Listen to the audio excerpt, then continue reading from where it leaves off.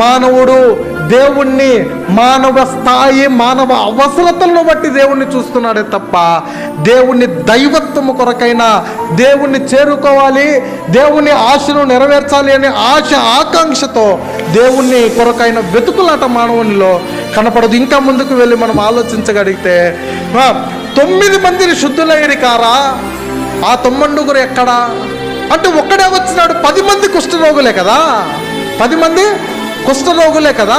అంటే బహుశా వాళ్ళు ఈ విధంగా ఆలోచించుండాలేమో, మా పరిశుద్ధత, మా నీతి ముందు దేవుణ్ణి కలుసుకునే అవసరం లేనంత నీతి మాకు కలిగి ఉందేమో అనే ఊహలో వాళ్ళు వెళ్ళిపోయినారేమో అనిపిస్తుంది నాకు చాలాసార్లు.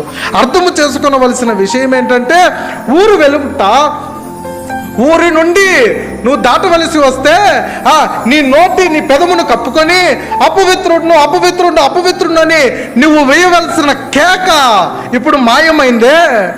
ఇప్పుడు నీవు పరిశుద్ధుడిగా తీర్చి ఊరి ప్రజలలో కలిసి నివసించే భాగ్యమును యేసుక్రీస్తు ప్రభువారి ద్వారా లేదా దేవుని ద్వారా నీకు అనుగ్రహించబడిందే.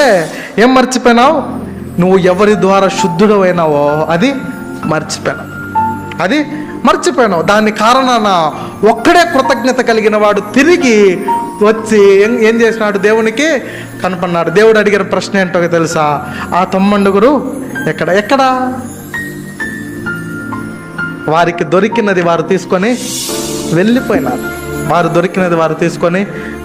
క్రైస్తవ జీవితంలో దేవుణ్ణి దేని కొరకు వెంబడిస్తున్నావు? దేవుని పోలికగా మార్చబడి దేవుణ్ణి ఎదుర్కొనడానికా, లేదా నిన్ను తృప్తిపరచున్నది, నీకు కావాల్సినది నీకు దొరికే అంతవరకేనా?